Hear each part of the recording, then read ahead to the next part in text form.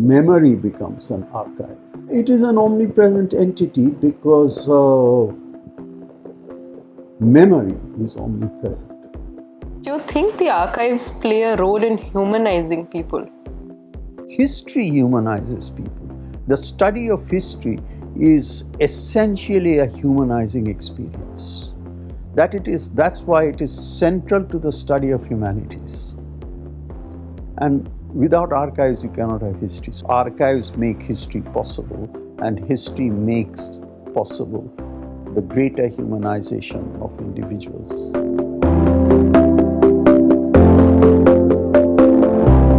Welcome to India Unarchived, a podcast by the Archives of Contemporary India, Ashoka University.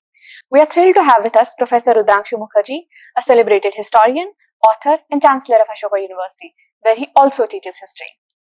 From his groundbreaking book, Awadh in Revolt, to his works on Nehru, Gandhi, and Bose, Professor Mukherjee has reshaped how we understand Indian history.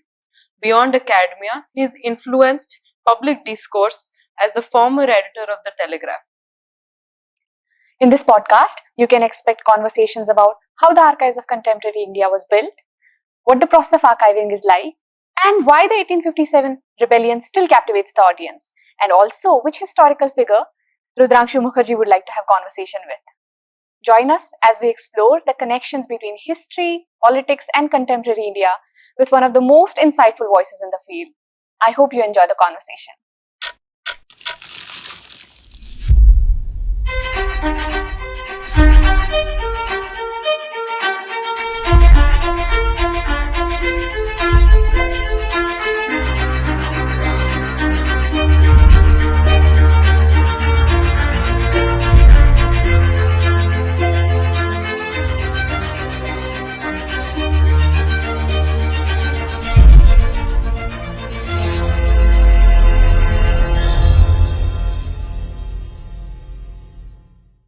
Good afternoon, Professor Mukherjee. I am Arushi Bhargav, and this is... I'm Mumtaz Mahideen. And we are... Good afternoon. We are Young India Fellows from the batch of 2025. We are very excited to have you as our first guest for the podcast series, India Unarchived by Archives of Contemporary India. So my first question to you is, could you tell us about the first archive that you have visited? How old were you? Any memories? First archive I visited was the West Bengal State Archive. I was 21 years old. And did you exactly come to know what exactly an archive means? Well, as soon as I started studying history as an undergraduate, so I got to know how historians access their sources, and immediately they access their sources mostly through archives. So then I got to know that there was this body of evidence that is stored in particular places which are called archives.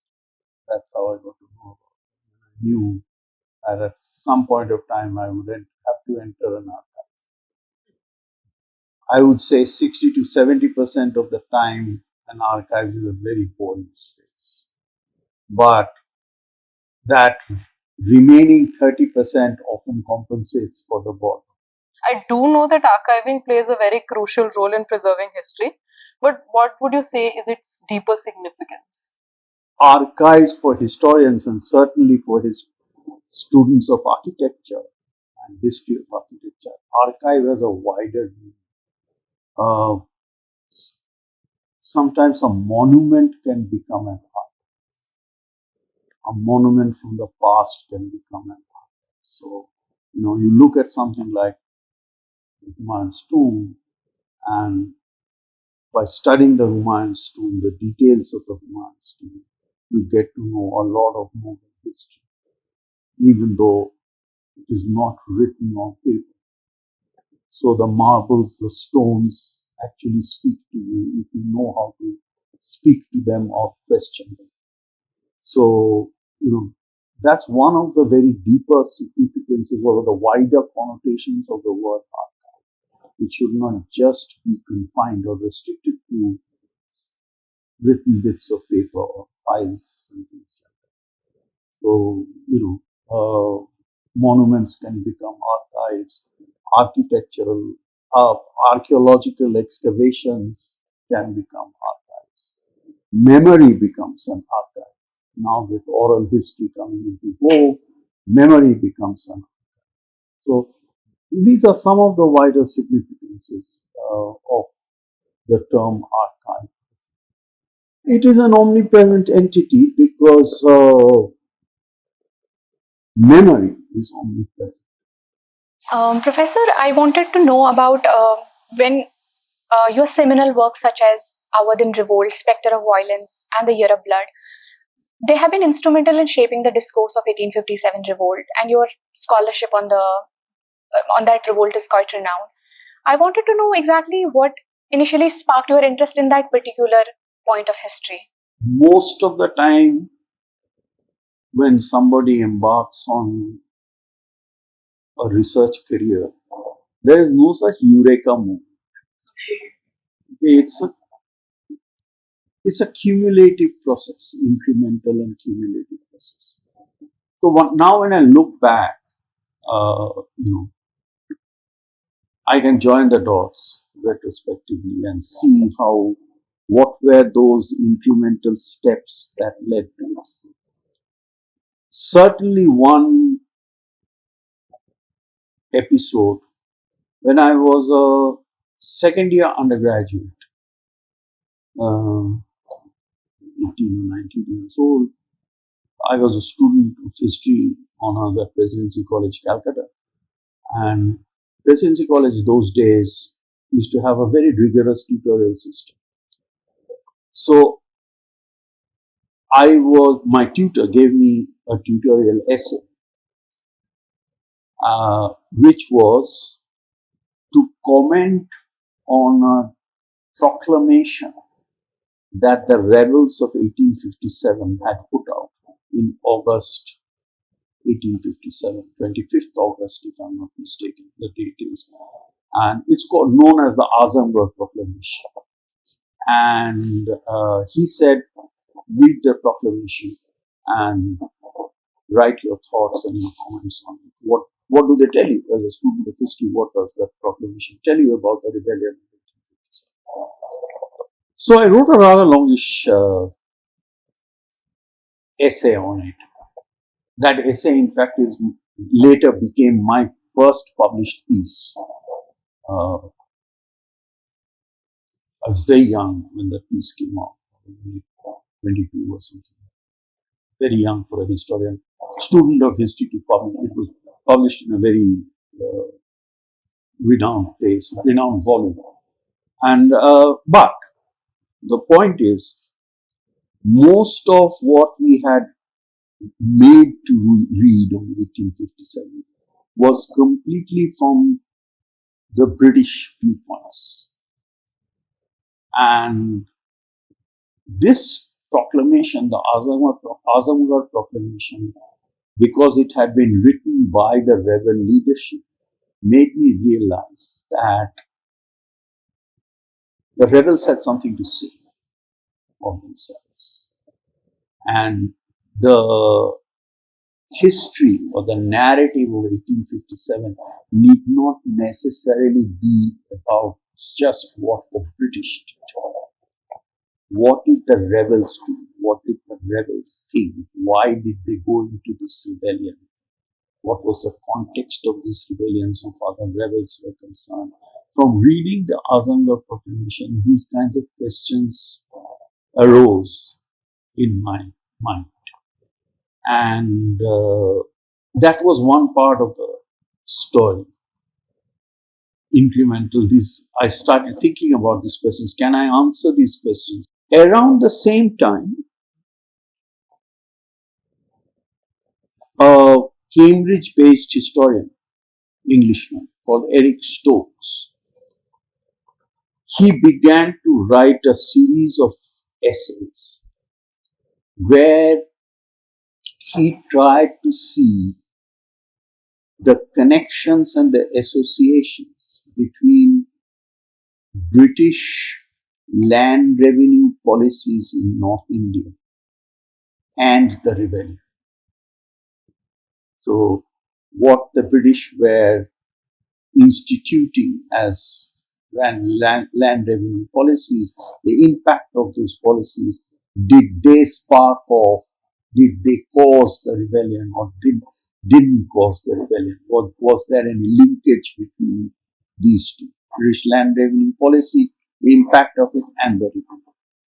So it seemed to me that, and what Stokes was doing further was he wasn't looking at the whole of North India. What he was doing was he was taking parts of North India and putting that under a microscope, as it were, and just looking at a specific district and to see how the land revenue policies impacted that district and how did that affect what happened in 1857 in that district. So that also attracted aroused my interest. And I thought, then when the time came, after I finished my master's, etc., and by that time my mind was pretty much made up that I was going to do a PhD, and I was looking for a subject to do my PhD. I thought, given these interests, these questions that were arising in my mind, so this hadn't been done before for 1857. So I thought, let's see if this works. Okay, and that's how I came to write my thesis on the revolt in Awadh. Why do you think it continues to captivate historians and readers even today? I think there are a couple of reasons for that. One is it was the first major challenge, at least in North India,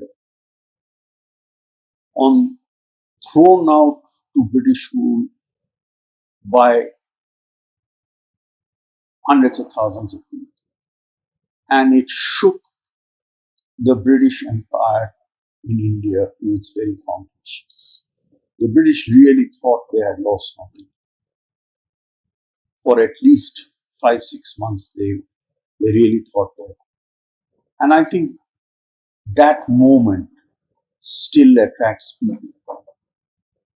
Why did so many people join this kind of rebellion? What motivated them? What drove them? Etc. So that's one. Two is the subject continues to be controversial. And this is also related to the third point, that is, in our school and college syllabi, the controversy is fanned by what I think is an irrelevant question: what to call this uprising? Was it a mutiny? Was it the first war of independence or whatever? So that fans that controversy. So I think because of this reason, people are still attracted by it. What was it really? What happened in it? A lot of people actually don't know what happened. We have some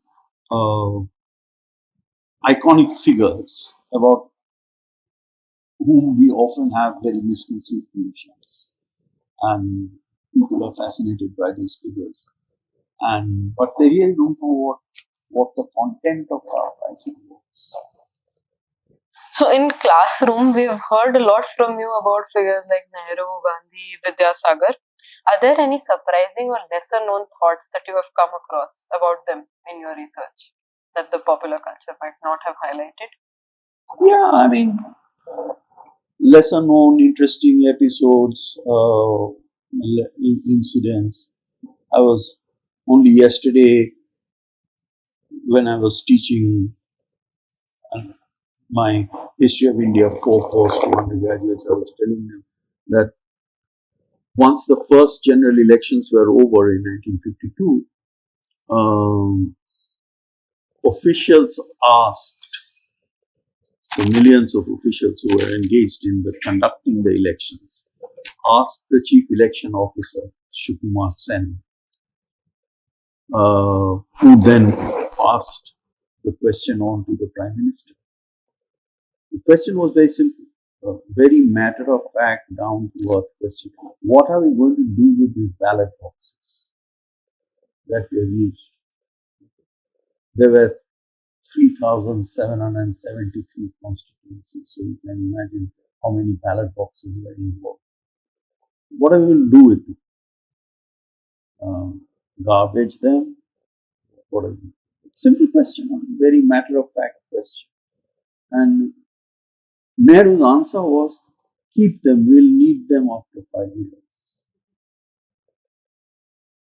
Right now, sounds like a very trivial thing, but it actually hides a very, very significant piece of history. The first Prime Minister of India was already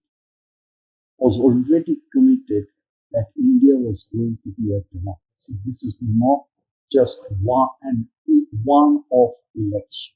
There is going to be another election. So preserve this ballot process.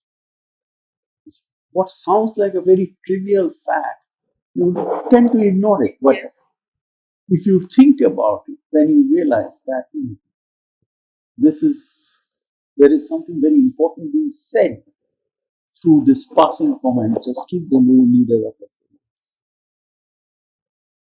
So sometimes these kinds of things happen. If you were given a chance to speak with one of them today, who would you choose and what would you ask them? I would choose Nehru. Okay. And what would you ask him? No, first, why I would choose Nehru. Let me ask myself that question, even though you haven't asked that question. Because I find Nehru to be more of a human being like myself, in the sense that he was vulnerable, he had frailties, he was willing to acknowledge failures, he was quite often ambiguous. And I find a kindred soul in that. I am like that. I mean, okay, Nehru might have been like me, magnified, but I find these common characteristics. So I think we will have a lot to talk about, common things. And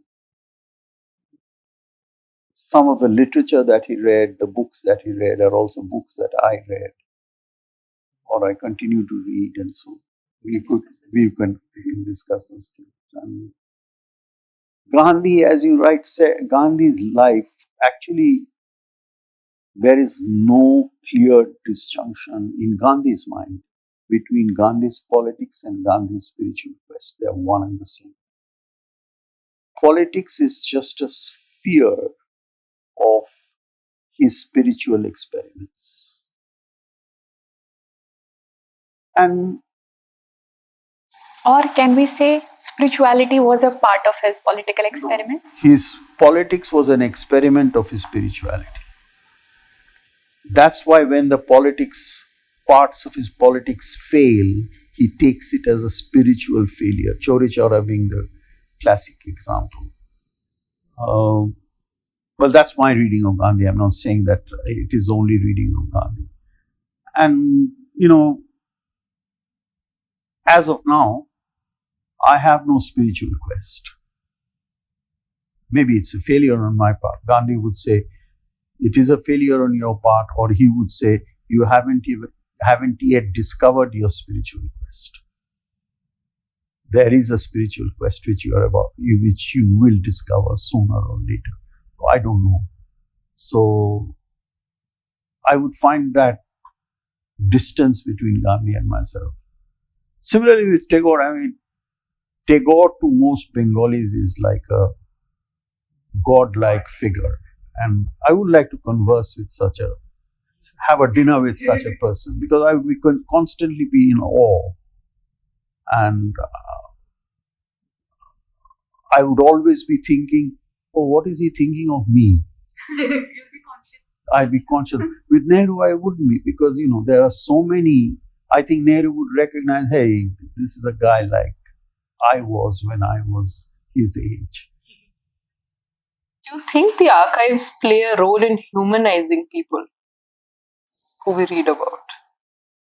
I don't think archives play a role. Well, indirectly it does. History humanizes people. The study of history is essentially a humanizing experience. That's why it is central to the study of humanities. And without archives, you cannot have history. So you can say archives humanizes if you want to make one jump. But I would say archives make history possible, and history makes possible the greater humanization of individuals. In that context, I think many other people who, like me, haven't really studied humanities are drawn to history, but we don't really know where to start. I think I remember trying to connect bits of architectural history to greater events, but I was very overwhelmed with the vastness of it. What advice would you give to somebody who's just beginning their journey in a historical pursuit? And how can the archives help guide that journey? Look, my advice in this regard is always the same. Jump into the deep end of the pool and teach yourself.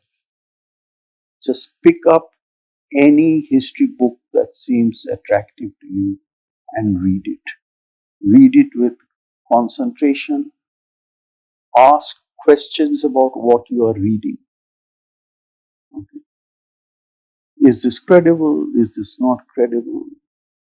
If it's credible, what is the documentation behind its credibility? That takes you to the archives. What is the archive this historian has consulted to present this particular picture of an individual or an event of an era or whatever? So you're not just reading, you're also questioning what you are reading. That's the only advice I can give you. That's a starting point. The starting point is reading. Just jump in and read. As someone who is closely and deeply associated with the creation of archives, I wanted to know what motivated you behind this ambitious project. What were some core values and ideals that shaped its development? In a sense, the archives that we are in the process of creating at Ashoka University is a product of a series of fortuitous circumstances. Two friends of mine were involved in this. They are not part of Ashoka University. One is an outstanding IAS officer who unfortunately had an untimely death, Keshav Desiraj, who is the grand nephew of Sarvapalli Radhakrishnan, the former president of India. And Keshav Desiraju was very concerned about how his granduncle's papers, and they were vast because he had done so many things in his lifetime, how they were going to be preserved. They were just lying on the first floor of Radhakrishnan's house in Madras, or what is now Chennai. And he was concerned about that, how it could be preserved, where it could be best preserved. And Keshav had another friend who was also a friend of mine called Ramchandra Guha, famous historian. And Keshav spoke to Ramchandra Guha. And Ram, when he heard this, rang me up and said, why don't you think of preserving the Radhakrishnan papers and archiving them at Ashoka University? And this might become the starting point of creating an archive for contemporary India. Once we got the Radhakrishnan papers, it seemed to be, we didn't want it to be a one-off thing. So since we were starting with such a rich collection, so we thought we would make it into an archives project and build an archive. So that's how it began, a series of fortuitous circumstances. Do you see any, how do you envision its role in contributing to a more comprehensive understanding of modern India? So the more collections we build, uh, and the more accessible we can make those collections. This is the second most important part. Getting collections is one thing, okay? So all of us at Ashoka, even if those who are not historians, have networks, connections, etc. So through that, we are telling people, hey, look, we are trying to build up an archive. You had a grand uncle who was very famous. Do you have his papers? Why don't you give his papers to Ashoka, etc., etc. That's how it works, word of mouth. We are not putting out ads in the newspaper saying Ashoka is building an archive.